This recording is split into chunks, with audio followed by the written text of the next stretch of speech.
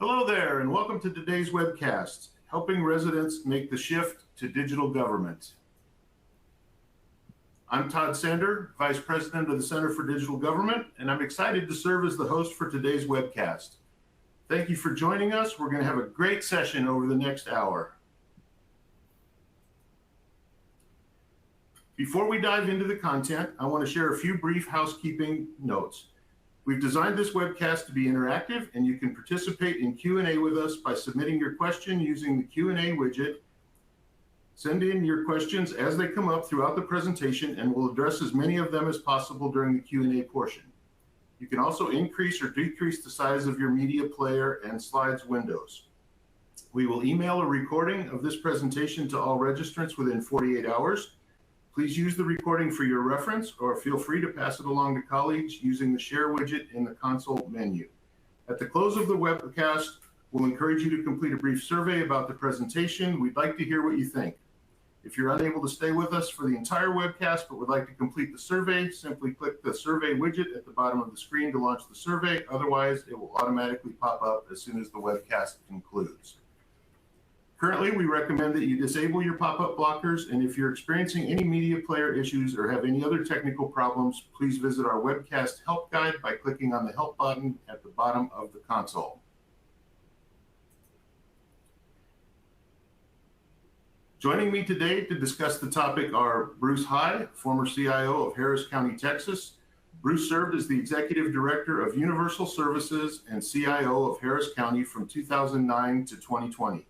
Harris County, Texas is the third largest county government in the United States, serving the needs of over 4.2 million citizens, covering a 1,780 square mile area and 270 locations. It's roughly Houston and all that makes up Houston.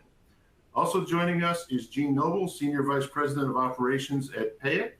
Gene Noble is a highly accomplished operations leader known for implementing transformative processes that drive universal adoption and operational excellence. With a wealth of experience, Gene has a proven track record of success in enhancing performance and delivering exceptional customer experiences. As the Senior Vice President of Operations at PayIt, Gene leads the operations and customer success teams, ensuring a strong focus on meeting client needs and driving high-level performance. Okay, let's get started. As I said, we have an exciting discussion planned for the next hour, focused on one of the most important issues facing state and local government. That is, how can government meet the service delivery expectations of constituents that are largely formed by their online consumer experiences? When people go online to conduct a transaction, they expect to quickly find what they need, easily provide any necessary information, and conveniently and securely provide payment information. While world-class companies have found a way to make this seem easy to provide, it's still often a challenge for state and local governments. We're going to spend the next hour discovering how you can overcome that challenge.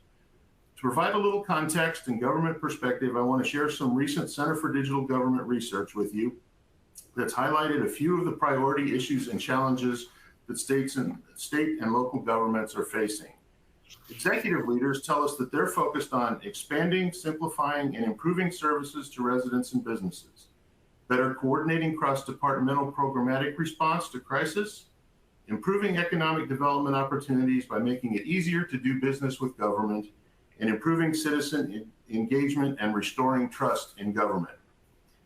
Information technology professionals in government tell us they're responding to these executive priorities by focusing on improving systems and processes to create a more seamless resident engagement experience, staffing support functions appropriately with a mix of permanent employees and industry partner support, and modernizing legacy technology to simplify support, improve security, and meet the expectations of residents and staff. All those things, they're all things that touch on meeting citizen experience expectations in digital government. Our panelists today have a wealth of experience to share with us and will be able to give us both the government insider perspective of a former CIO and the industry partner perspective that is informed by helping many government organizations transform the way they think about constituent engagement and deliver services that meet and exceed expectations. I'm going to begin by asking Jean to share some of what she's learned as an industry partner working with governments across the country with us. So Jean, what are you hearing from governments you speak with about constituent digital expectations? Sure. So I think the biggest theme that we hear across our clients is that people want to be reached where they are. They want to be able to reach their government in the way that they are comfortable, whether that means being in person, whether that means online or on the phone. They want to have these various touch points in the way that they're comfortable, and they want the experience to be consistent and make sense. I think, something that we had spoken about before was all of these channels don't always talk to each other, right? So you might have a web portal that has one experience where someone can log in, put in their information, and get a response back. And then they might call and talk to someone who doesn't know that they logged in and made a payment. And so that's where technology really bridges the gap. And I think, Todd, in your intro, you really teed up that technology isn't everything, right? There's a change management element of this where, the people involved in not only supporting these channels, but the people who are using them have to adapt to the way that it's functioning. Something that we see is, consumers expect to interact and get their services, whether it's with government or someone else, in that really modern way. Whether it's Amazon, whether it's Starbucks, people are used to logging in on their computer or their phone and having the system kind of know who they are and really kind of give them the information that is relevant to what they're trying to achieve. The Starbucks example really hits home for me just because there's one not too far from my house, and I know I can sit on my couch. It knows the kind of drink I want, and then by the time I get there, it's done, right? And that's the kind of experience that we see consumers expecting. If they don't have a consistent experience across channels, it begins to call into question the credibility. It maybe degrades the trust a little bit in the way that the government is supplying the information. And I think we all have learned that the breakdown in how this information is served can be as simple as the timing of a flat file, right? Something that is supplying data to a consumer experience. If it's not configured in the right way, or if the timing isn't quite right, that's going to change the experience for the consumer. And we just experience their expectation that it's correct every time. Something that we teed up in the problem statement was just that different constituents want to reach their government in different ways. So we work with leading governments across the continent in North America who have this no wrong door policy where they want to make services available in any way that makes sense for a resident. There are demographics who are much more comfortable on the phone. And there are, underbanked communities that maybe would be much more comfortable in a cash environment. And so, we really seek to meet those residents where they are. I think 24/7 is another element of this where we really can kind of bridge this divide where there are audiences that are not going to be able to make it to the government office between 8 to 5, right? And they might need to go make a cash payment in a place that is open 24/7. And so really enabling that kind of no wrong door approach means having multiple channels that talk to each other and that have the connectivity that are needed in order to have that seamless experience.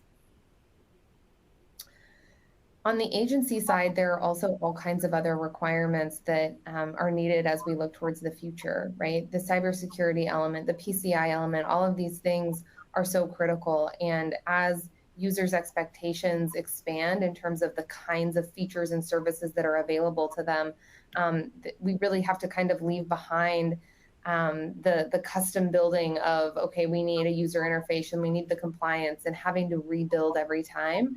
I think we have found much easier to, deploy a platform that has configurable components that, when one agency needs something and that problem is solved, that problem can be solved across other agencies as well. And so that's the approach that we have taken to have that no wrong door policy. And I think we're excited to talk about it a little bit more. Great, thank you for that and for setting that context. Bruce, I want to talk to you a little bit now, more specifically about your experience in Harris County. So what were the expectations of the people in Harris County, and were you able to balance meeting those with their expectations that are set by the private sector? Well, it's a work in progress, as always. In 2009, departments had their own sites, and they provided static content. But of course, the constituents demanded the ability to get to the information that they needed and conduct the transactions necessary for them to do business with Harris County. There was a lot of obstacles in the way. I mean, I'll say it. There was politics involved, and politicians that were set in their way. We heard a lot of "this is the way we've always done it," and we've made a lot of progress in that area by instilling the trust with the constituents to understand that we are having a better understanding what their needs are, so we could provide, get them to the information they need and get them to be able to conduct the transactional business that's necessary. During this transition, we also went from a lot of hosting our own stuff to a software as a service.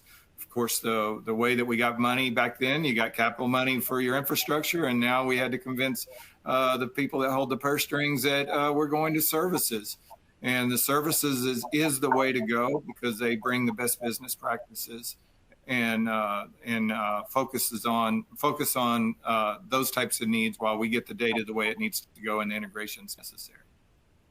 So what were some of the benefits that you saw moving from a capital intensive approach to an as a service structure?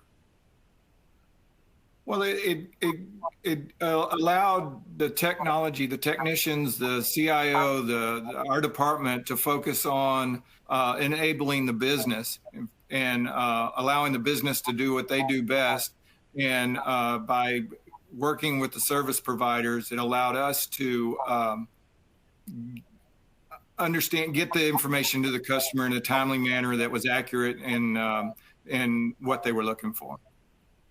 Great, thanks.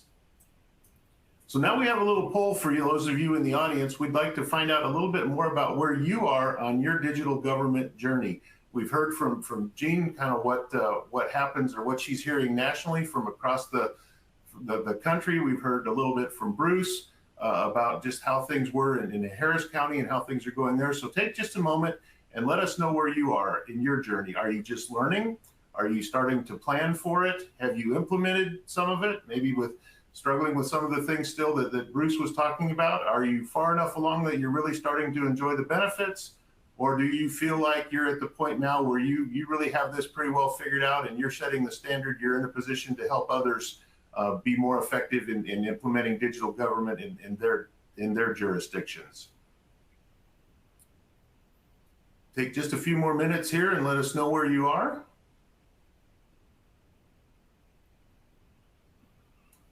All right. Last call for the poll. Okay. All right, let's see where everybody is. So we've got 8.7% are just learning, 13 have started planning, about half are implementing, and 26% enjoying the benefits. That's great. And we've got a small percentage who feel like they're in a position to really be taking advantage of this and maybe even helping others. What do you think about that, Jean? Does that surprise you, or is that about what you would expect? I mean, I think everybody is on the journey, right? I think implementing is a big word that could mean a lot of things, just in that it might be that we're implementing new things every time, right? I think the folks who are setting the standard, there are certainly some really incredible leaders across the country that just make a huge difference every day. And so it doesn't surprise me that we have a cohort from that group. I think I am always impressed by just the civil servants who are committed to making these services more accessible and a better experience for their residents. And I think those that do certainly see the benefits. They certainly see the outcomes that they're looking for. Great. So the next question I want to ask you really has to do on how these systems are designed. And If you could tell us a little bit about how human-centered design can be applied to create a logical and fully integrated platform approach to service delivery, I think that would be helpful, because you talked before about the difference in preference, the difference in experience, the difference in people's ability. How can we account for that in these systems? Sure. So, we saw a question in the chat about, talking more than just about payment. And I think human-centered design is the perfect kind of bridge to that question, which is any experience interacting with your government needs to make sense for the user. And so human-centered design is the approach that we take, where we really kind of embody that experience that a user would have. We empathize with the problem that the user is trying to solve, whether they're trying to apply for assistance, maybe they're applying for a license, maybe they are trying to pay a bill, right? Depending on what that experience is, there is an empathy element of this. And I think with a lot of government services, there are certainly people who absolutely need help, and things that historically may have been more complex, PDFs with legal jargon that had to be filled out, creating that experience that can be consumed at any level, whether people are incredibly digitally savvy, or whether, there are certainly people who are not going to adopt in an environment where there is strong legal language that is confusing or causes friction in the experience. And so, we're blessed to have a really incredible product design team whose full role is really understanding what the user is going through, and just kind of exploring different options. We have some, prototyping sessions where we'll have, users who are willing to try new product come on and click through, and we can kind of see how they're interacting with the product. And then, we can iteratively roll that out and see how it impacts users, whether it's, making their experience more, clear to them. Maybe it's making it faster. There are all kinds of objectives that you can pursue. And so the human-centered design element also takes in several factors of data. So not only are we observing our users, but we're also assessing the data that we have from what's in market today. And so that ongoing cycle of always improvement makes a huge difference in just always knowing kind of where those friction points are, and as we solve them, getting better and better each day. Great. So Bruce, why don't you tell us a little bit, where did you see the most friction in the process of new system adoption? Where did things tend to bog down or hang up? Well, from internally, and when I say internally, countywide, it was helping the elected officials and department heads understanding the benefit that and understanding that our customers our constituents are coming in to conduct their business. And while they want the politicians want their names out there to be representative that you just paid your child support and the county clerk thanks you for doing that, we had to show them that we can send them an email from them thanking them for conducting their business or doing their transaction. From a constituent standpoint, it's just like you're saying, Gene. It's understanding what they're looking for without going and knocking door to door. It's nice that what you bring in best business practices and understanding what constituents are looking for. It changes by every 5 miles, I'm sure. We have folks that still go to the library to connect to the computer to conduct their business here at Harris County. We have folks that are still dialing in with their telephone modems to connect. And there's that fine balance of how much do you push up front to get them the information you want to know, or get them into the systems and the transactions that you want them to do, as opposed to what they really want to come and conduct and how they want to conduct business. So Bruce, if left to their own devices, do you think governments typically spends enough time thinking about human-centered design? Is that something that's understood and talked about regularly? Well, yes. I still work for an elected official right now, and most of their input is their concerns are how we conduct the transactions and the ability to get to information. I think it'll always be there because we don't understand every individual and what they want to do. But when we get a tool that allows us to know that, and this is probably dating me, Herman Munster lives at 1313 Mockingbird Lane. What does that mean? He has 4 people that can vote, and that's important to us. He loves pickleball, and we need to have a better understanding of that, and being able to get the information necessary for him to come in and conduct the business for his family and every other person that lives on the street.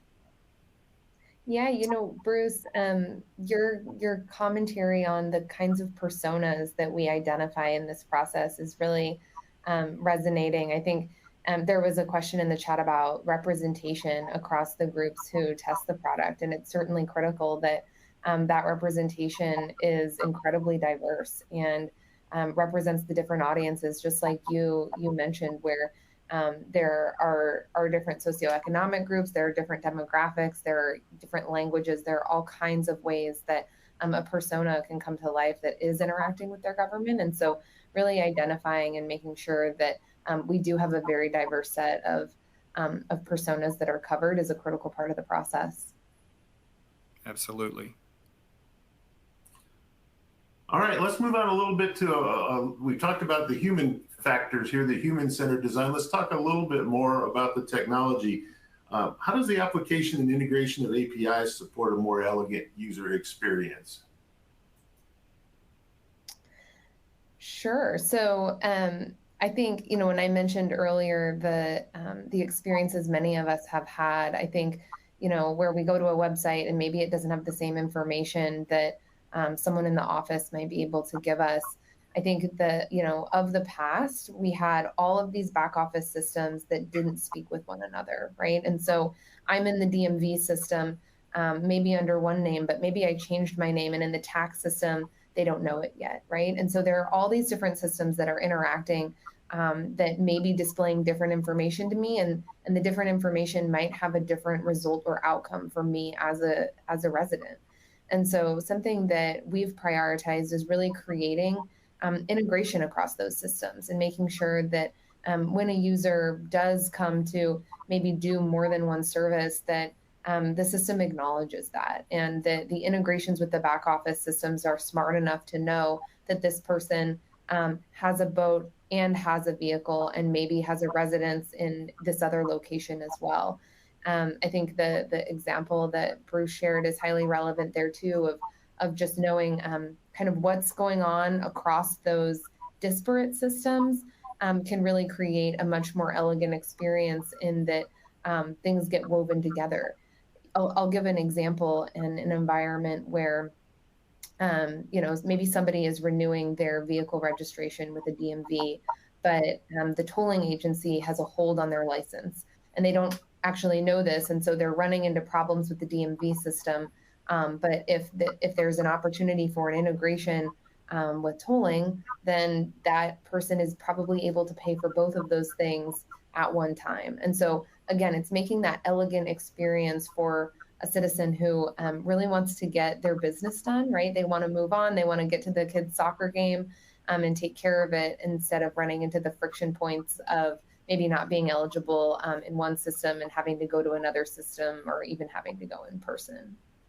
I think that's certainly one of those things that we talked about before, the experience being set by the private sector and what people do in their consumer life, where so much seems to be anticipated, and sometimes it's a little freaky that the companies we do business with know so much about us. It does draw a bright line sometimes, I think, when people are dealing with government and they feel like, well, if this company that I bought a rug from can know all these things about me, then why doesn't my government know more about me, and why is it so hard to connect the dots? So I think you raise an important part there, an important point, Jean. Yeah, it's, Nordstrom telling me, hey, do you want this belt that matches the shoes you just ordered, right? Yep, that's exactly it. Yeah, and it goes beyond retail. I mean, you've got your churches that are getting to know you and communicating the way they do and offering up things specific to your needs. I'll give you a perfect example that inspired me to really focus on this. Back in 2012, my son played lacrosse. I mean, that's a few years ago now. And you could go to their website, you could carpool with folks, you could order a shirt and then understand the schedule and make commitments through there. And that's what made me say, why can't we do that at a county level? And that's where I focused on for the last few years. I think that makes a lot of sense. So Gene, based on your experience working with government, what are some of the elements of a successful implementation where you've seen this work out well? What things did they do? What are the kind of things you look for or help with that make an implementation go smoothly?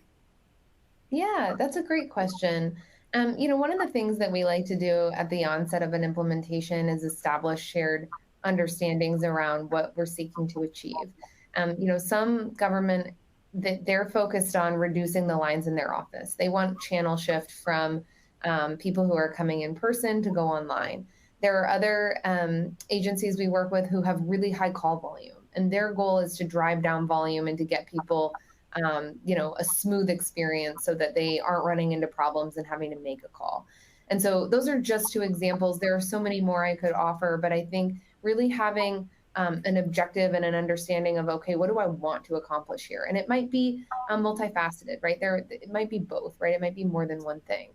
And so I think having that kind of mindset going in and knowing what you're seeking to accomplish enables prioritization, and it enables focus in terms of what's important in the implementation. Is the most important thing that user experience for the resident, make sure that any legal jargon is cleaned up? Is the most important thing the reporting and the elements that enable your team to do proper reconciliation?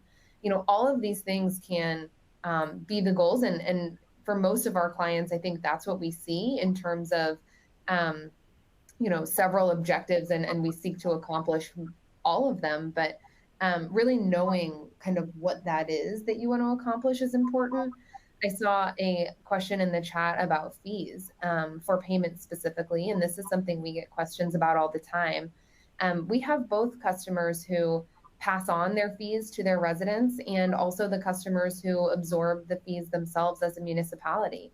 And I think, both of those options work really well. I think it's really a decision that the agency has to make, and in a lot of cases it's based on budget. But I think getting back to kind of what is important, in a lot of cases it is a cost savings element as well. And so that's why we want to have the flexible model where those fees can be passed on, and if every resident is just paying a tiny bit to have that service, in a lot of cases from a totality lens, like it's much cheaper to do it that way, right?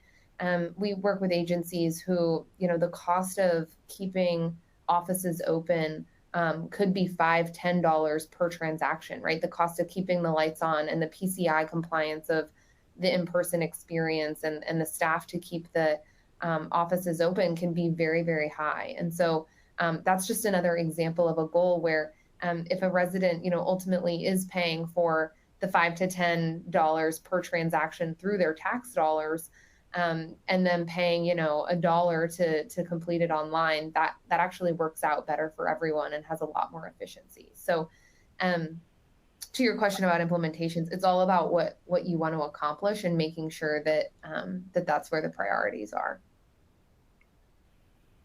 Can I chime in there? Yeah, please, Bruce. Yeah, I mean, I think this is where providers like yourself, like PayIt and others that come in and have a good understanding of how to conduct those transactions.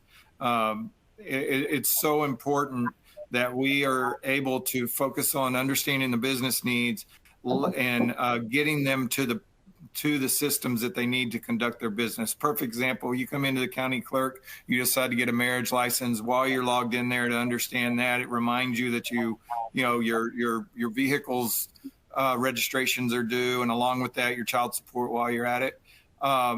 Those are the different things that are disparate. The availabilities are disparate, and the ability to push that is challenging because we really don't know the individual. Getting to know the individual and establishing that trust where they'll share the information necessary is one of the hardest things. But once you show them that you're focused on their needs, and that's when you guys really take off, but every person's different. So Bruce, how important are testing and integration and with service delivery partnership to a successful outcome for a project like this?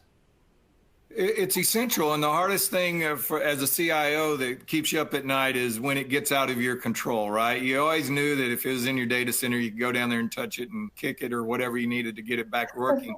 Here, you're dependent on the infrastructures, and we're talking about, again, phone lines still with modems connected all the way up to the expectations of the folks that have the most dynamic connectivity to their home. One thing that's interesting, you keep the roads working where a Model T can drive down it, but you also want to allow the Ferrari to get where he wants to go in a timely manner. So same with our systems. We've got to accommodate and make it available so that they can conduct the business necessary. So, I mean, that's how you get the portal up about them and then let them dive deep if there's true business that needs to happen within the system of record or the system of transaction. One of the questions that came in, Gene, I'm sorry, go ahead, Gene. Oh, no, I was just going to echo something that Bruce said around, this conversion that everyone has kind of had to bear the burden of moving to the cloud. And some conversations are still about that, but it's not only that reliability element, right? It's also the security element. There's so much that goes into all of those things. And I think when you think about going back to kind of the fee model and the cost around it, maintaining servers and those kinds of things can be so cost prohibitive. And so, in many cases, moving towards a more modern solution really saves from those systems that you're having to bear the burden of the age around. I think the server example also touches on a question that someone asked around measuring trust. And I think, our experience with this has been people have trust in an environment where, systems or people do what they say they're going to do. And they also operate in an environment where people's experience is what they expect it to be, right? And so I think the areas of government where trust is degraded is where people are surprised or there's not the follow through that they expect. And so having the modern tech that can handle those situations and make sure that, oh, you know what, this person may not be eligible to do this one thing. Let's make sure it gives them the information on the things that they are eligible to do, right? So that it's always kind of guiding the person towards the next step in a way that doesn't drive cost or call volume for the agency. Let's talk about trust a little bit more, because these systems, as amazing as they are only valuable if people will use them. So, Gene, how do you help governments introduce and promote new capabilities? Yeah, it's a great question, and maybe the most fun part of all of this. I think for most of our customers, once the implementation is done and they get to promote the good work that their teams have done, that's a really exciting activity. That's a fun time. So, I think in government, we think about communications, right? Governments have communication teams. They don't have necessarily like a marketing team like a private company would. And so in working with their communications divisions, we can deploy assets across all of their communication channels. The example that you see here on the screen is at a bus stop in the city of Toronto, but there are so many ways to reach your residents. And I think this ties closely back to the human-centered design approach. Where do customers expect to run into this, right? Where do they need to know the information? When are they made aware that they owe something or that they need to apply for something? Or when do they discover that they need to apply for help, right? And having the resources available for them in those critical moments are the things that really drive the utilization that creates the ROI and the outcomes that you started out pursuing. And so, we have a team that works really closely with all of our clients, and we'll try one thing with one customer and then be able to share that across the customer base. But it's certainly a core part of our offering, and that it's really, like I said, probably the most fun part of it, because you get to celebrate the good work, and then it's where you see the amazing results. So making sure people are aware of things is a journey. It's not a destination, right? It's always, kind of repeat and make sure that that people know where to go every time. And having technology that serves that is really critical. So it's not only, hey, have a sign on a bus stop, but it's also, did they get that push notification this year that says, hey, do you still have this vehicle? It's up for renewal. Those kinds of things that that enable customers to really activate right away. I agree with you. And I mean, along with once you let them know that they need to renew their license plate, you can push it to a cart as opposed to conducting that transaction and then going and paying your child support or putting your money That's down right. for a reservation at a park. All that's just like, I mean, I just bought something from Walmart today on the way home. There was third-party vendors, but at the end, I paid one transaction. And that's where county government needs to get. And that's where we have to address that mindset, both from our constituents and the folks that we work for and our business. Absolutely. Delinquency is a problem that many of our agencies have initially that they seek to resolve. And a big part of delinquency we have found is ensuring that people know that they owe something. We ran an experiment with delinquency on one of our accounts, and what we heard back from the residents once they, got the email or got the notification or, were notified in whatever way made sense for them. The overwhelming majority of people who re-engaged, who responded, said, I had no idea that I owed, right? And it's because, a bill was delivered to their house and landed on the counter under the kid's artwork and, was never seen again. And I think that's really common for all of us. And so, making sure to catch those people where they are can drive real impact to the business where, collecting on delinquency can enable an agency to go, contribute to the building of a new library or a city park. There are real dollars associated with that and can make a real difference in the community. And by keeping it within the systems, you're able to offer them incentives to go ahead and get rid of that delinquency and different things like that once Right. they're aware, as opposed to it just building up and causing more frustration and disappointment to your government. Absolutely. So Bruce, you used an interesting word there, aware. I mean, whenever government brings in a new system, there's need for people, internal government employees, to be aware, but there's also a need for constituents to be aware of the system, to be aware of the capability. How did you go about rolling out new systems to the public, to the constituencies in Harris County? How did you do that? Well, just I kind of stayed on the technology side there, Todd. We enabled the systems and brought it to the front of the sites and allowed them to start transacting. And it's amazing when you roll it out. There used to be a commercial a long time ago. It's where they rolled it out, and within 10 minutes they had 10 transactions, but within an hour they had 1,000 transactions and didn't know how they were going to make this up. That's where you have to create those soft rollouts to set the expectations for you to enable it and support it. Well, one of the things that I think is most interesting about what Gene was talking about is the help that they provide in making constituents aware, making communities aware. You talked about the technology piece of it, and that's certainly an important part of it. But as something like this would roll out from a government to the community, who all on the government side needs to be involved? I mean, it's the technology people, yes, but who else is part of a successful rollout?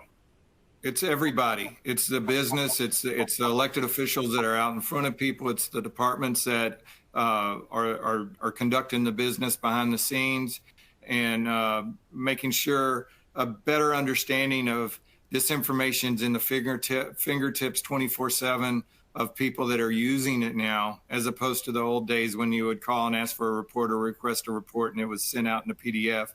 It's current, accurate information for them to make decisions. A perfect example during Harvey, which I'm sure you're all familiar with down here, we had flood gauges throughout. Before that, there was probably maybe 10,000 people that had signed up to it. We have over 1 million folks that are connected to that now, checking, well, of course, not now in the drought, but checking their flood gauges, checking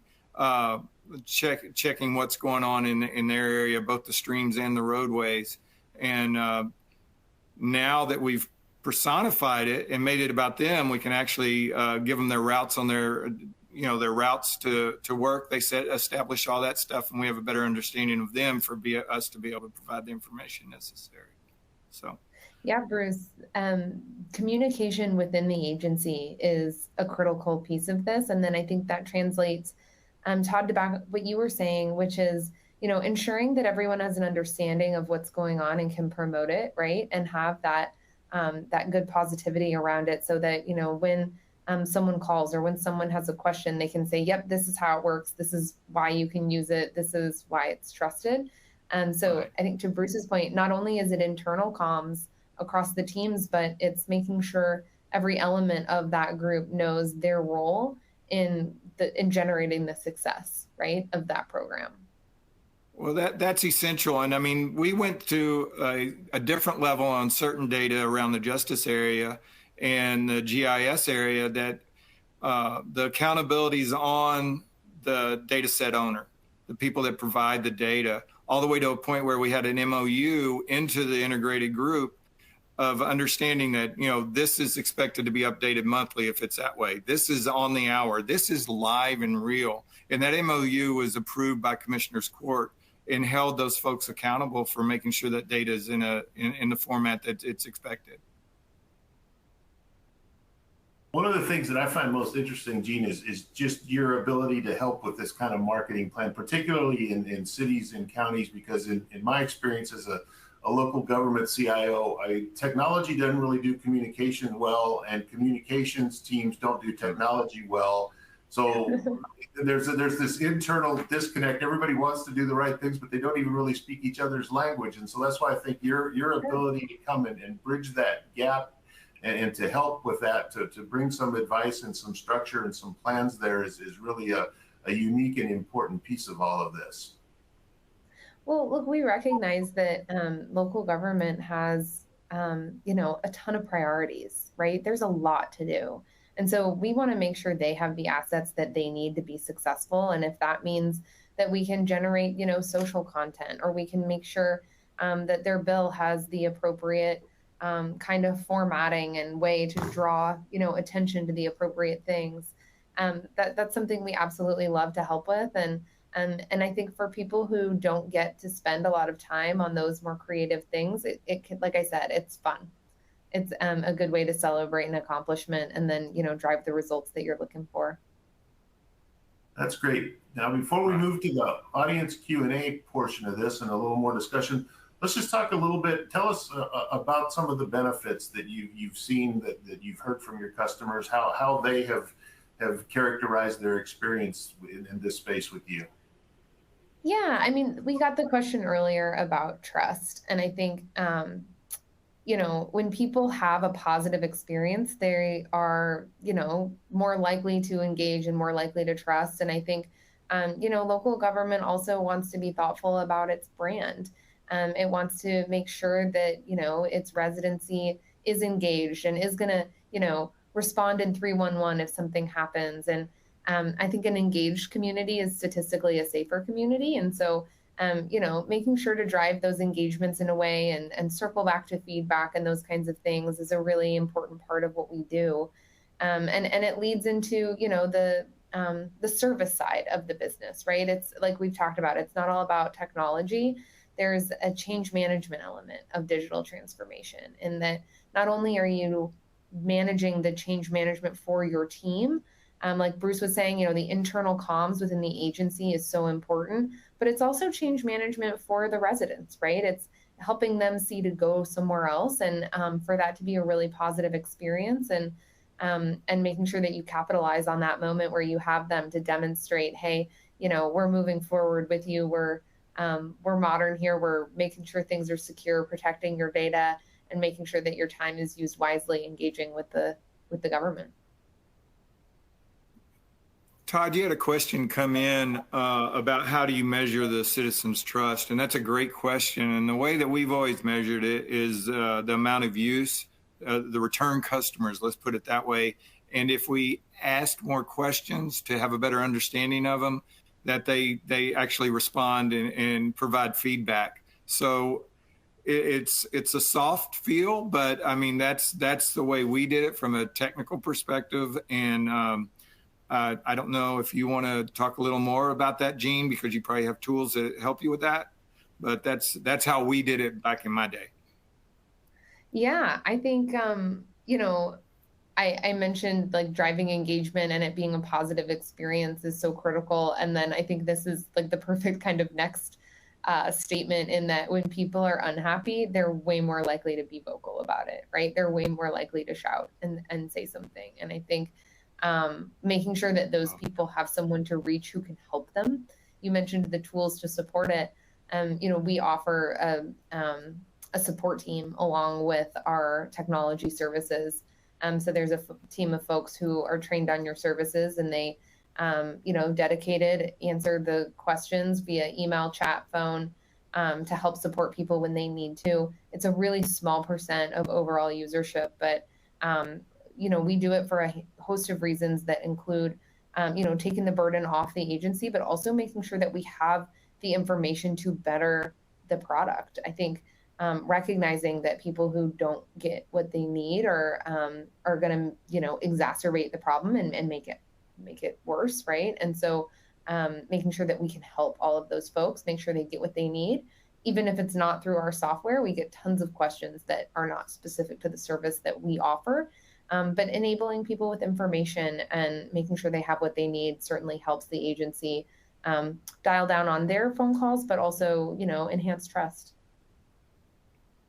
Right.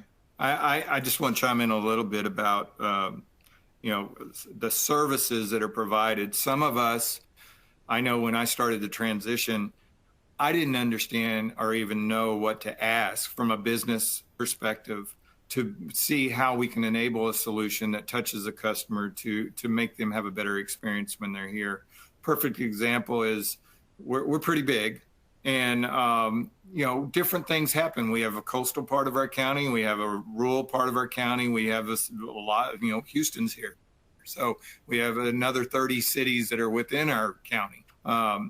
But what's interesting is when you get to the point of touching the individual and getting them what they need. A perfect example is we have dog parks. We didn't know there was a collie group. Now we have actual collie conventions or lassie conventions where we bring all the lassies together. And I mean, those are the kind of questions that you would have never known to ask. I remember when I was putting together the first CRM at BMC Software, we were, the sales guys were asking, for a golf ball column because they knew they wanted to take the guys the right golf balls when they went to meet with them. It's the same thing here. What questions do we ask to get the information more pertinent to what the end user wants how they want to conduct business? And I think that's where you bring is a better business experience of what's going on in your other deployments and solutions that you've provided to guide us along the way. We always emphasize to our providers that we want to give you our needs, but sometimes we truly don't even know what our needs are.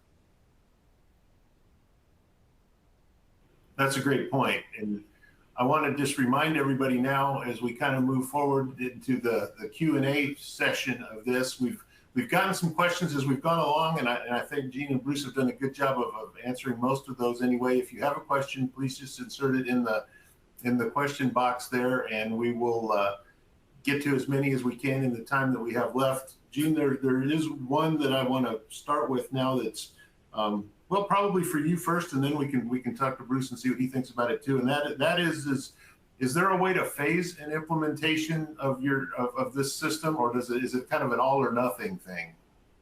Oh yes, we love phases. Actually, when we talk about our implementation with new customers, we talk about phases. We talk about what's most important to them, what's going to make the biggest impact. I think when folks try and do too much all at once, it grows scope, it grows risk, right? It grows the timeline as well. And so, our deployments are on average about 90 days. And we work really closely with our clients to figure out kind of what should that scope be. And most customers do one service at a time. Maybe they'll do 2 services at a time, depending on the size. And so I think phasing is a really smart thing to do. It enables you to move quickly, and it also, de-risks each project. And so definitely something we recommend. Bruce, you got thoughts on that?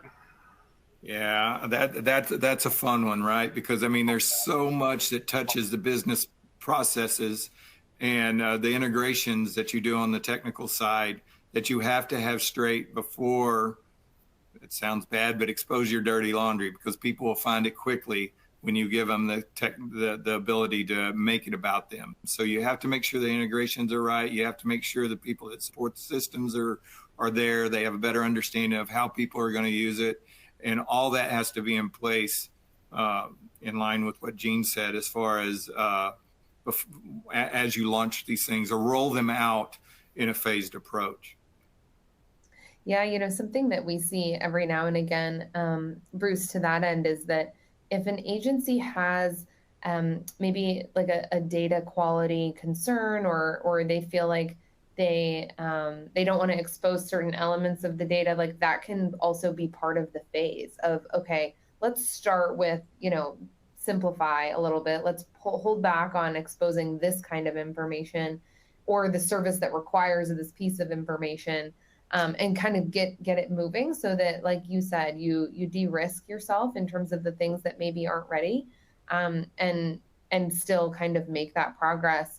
I think another example that we see is where folks need help with PCI, or they have a security concern and they want to start with just payments, right? And then they want to add the software on top of it. That's another thing that we see as well in terms of phases. And like I said, it really depends on the goals of the agency. Okay, we got another question from the audience. Somebody wants, it's kind of a basic one. What's the biggest obstacle to digital transformation? Who's that? Who wants it? I'll just use one word. Bruce, what's the biggest obstacle? What was the biggest obstacle you saw to digital transformation? I think it's the alignment, both internal and to our constituents. And when I say alignments, a better understanding and support, along with what Gene was saying as far as during the launches. You've got to have the people that are supporting the systems, that are providing the data, and reporting off of the business processes that are in place. They have to be aligned and have an understanding of why this is happening. If not, you don't get the support in the back end. It's just going to be a failure of a launch or of a system that no one's going to want to support or use. Yeah, I was going to say buy-in. I think our most successful customers are really strong in terms of gaining buy-in across the organization. So alignment, buy-in, very similar answer, Bruce. Making sure everyone's rowing in the same direction, I think, is important. And the other obstacle there is, this is how we've always done it. And there's a lot of challenges. I mean, it's not necessarily what's touching the constituents either. It can be an ERP system. It can be a justice system behind the scenes. Any of those things is getting these folks to understand that through automation, that they might free themselves up of what they've been doing for the last 20 years to be able to do something that's moving their agency forward, as opposed to just keep turning the lights on every day and running the report that was necessary to slide under somebody's door. So we have another question here. With so much focus on hacking and identity theft, how can we convince our citizens systems like this are trustworthy? Bruce, you're an infrastructure guy. How do you go about that? Well, first of all, from a technical perspective, you have to be convinced yourself. And I think the standards that are out there that are established by the federal government and just the industry is what's making us confident in the leadership in the IT industry to transition to that, along with convincing our business. Yeah, I was going to say. Yeah, go ahead. I was going to say, make sure the folks that you're working with have what they need to demonstrate their competency in those areas, right? I think, and that ties exactly back to what Bruce is saying, in that, there's PCI, there's ISO, there's SOC, there's all these different kinds of, there's NIST, right? So all of these different kind of compliance achievements that that providers are required to demonstrate are incredibly important, because it's a signal to you of the strength of the infrastructure and or the software. It's also a strength or a signal of the strength around the team, right? Because a lot of the requirements in those things are around process and separation of duties and all of those things that you want to see happening. So I think making sure you're looking for people who have accomplished those things for long periods of time and have demonstrated success in those areas is what you as a government official can do to make sure your citizens are protected. And then in terms of, communicating with them, it's really about making sure they know that it's secure, that it has the right language around that to tell the story to the constituent. I think that goes back to some of what I said around a ton of legal jargon, right? I think when consumers see a lot of words they don't understand or a lot of legal jargon, that can lead to distrust. And so there's also like how you're communicating that to the residents. And I think that's key for someone like PayIt and others, is to report on that. I mean, I know that when I was CIO that, we had over 1 million attacks a day. I mean, that was so interesting to the stakeholders that we were protecting them and what we were doing to protect them. So it's okay for you guys to remind us that we're out there. We take for granted that it's all working and it's all seamless until it goes away. And then it instantly creates that distrust again. So it's important for you guys to let us know how the systems are doing. Absolutely. Well, we're getting pretty close on time. Unfortunately, we didn't get to all of the questions. We can follow up with people after the fact on that. But Jean, as we get ready to wrap this up, and before I make my closing comments, is there anything you'd like to say? I don't think so. Thank you so much for having me. This has been such a lovely conversation. Okay. Well, then I do want to be respectful of our time commitment, so we will wrap up here. In closing, I want to thank Jean and Bruce for sharing their insights on today's webcast. I also want to thank PayIt for making it possible to have this important webcast discussion today. And thank you to all of our audience for spending time with us. To access the certificate of attendance, please click on the certificate widget in the console menu. And we look forward to seeing you again at another government technology event. Have a great rest of your day, everybody. Thank you. Thank you.